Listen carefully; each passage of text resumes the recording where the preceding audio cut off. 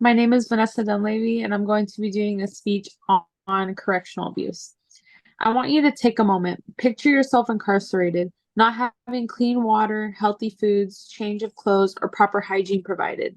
All of those should be provided by correctional officers, but they are not. You can't shower because you have no change of clothes. You don't brush your teeth as often as you should because you're not provided to do so. It doesn't seem so pleasant, does it? This is this is considered correctional abuse. Day to day, this occurs all over the world.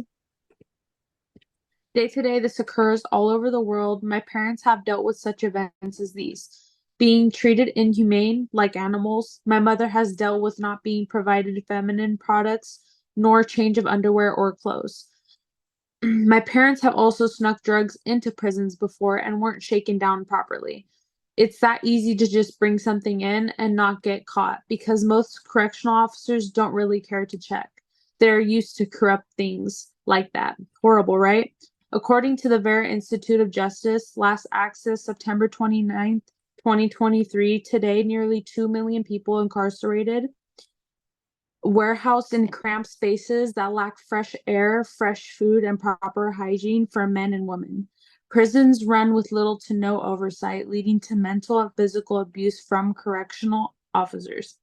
Today, we are going to discuss why the government needs to take action against correctional officers mistreating inmates.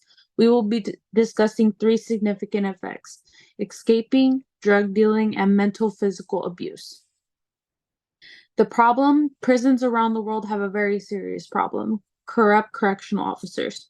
According to the Vera Institute of Justice, last access September 29th, inmates in various prisons suffer from humiliating treatment from officers, such as not being provided correct clothing or not being provided clothing at all. Inmates are forced to sleep in inhumane conditions, and if rules are not being complied, it can lead to physical abuse by correctional officers. All these events lead up to mental abuse in inmates by officers treating them poorly. Inmates will get sick from being treated poorly, and it'll eventually lead to death in some situations. And of course, the officers won't be responsible for that matter because they have a badge. What could they do wrong? Police tend to get away with a lot of instances like this with no consequences. Now that we have discussed that there is a huge problem in the United States, have you taken a moment to think about the devastating effects? Suicide is an effect on inmates being mistreated. Not many inmates can take being treated poorly and living with that treatment for months, maybe even years. It takes a lot of an inmate to commit suicide because of poor treatment. Being physically abused on a daily basis, feeling depressed and lonely in cramped rooms where nobody really cares about you or your health. Another effect is drug dealing. Having corrupt police officers in correctional facilities not only cause a lot of abuse from inmates, but some help smuggle drugs into prison.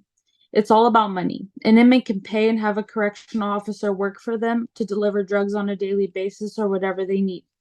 Not only can corrupt correctional officers help with access to drugs, they can help with they can help an inmate escape a facility. Like I've said before, all it takes is bribing. An inmate can get what they want and live happily ever after in prison. As you can see, these effects are devastating. Let's discuss the solution to those problems.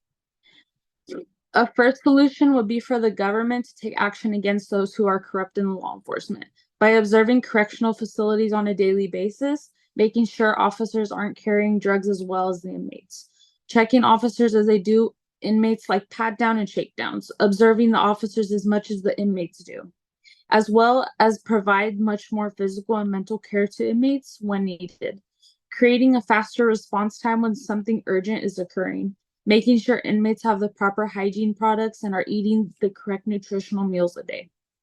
Today, we learned why the government needs to take action against correctional inmates who are corrupt and mistreat inmates on a daily basis. I also explained the problems, the effects, and the solutions. Also, remember what we talked about. According to the Vera Institute of Justice, last access September 29th, 2023, nearly 2 million people suffer from lack of fresh air, fresh food, and a small confined environment. Like I stated, my parents have been victims of correctional abuse. My parents have gotten sick from how dirty facilities lack hygiene. no proper change of clothes, unacceptable inhumane treatment, and they snuck drugs in and never were caught with them. Who knows where those drugs could have gone or gone once on facility grounds. They can go to more inmates to get access to them. They can go to officers to provide for more inmates. Thank you.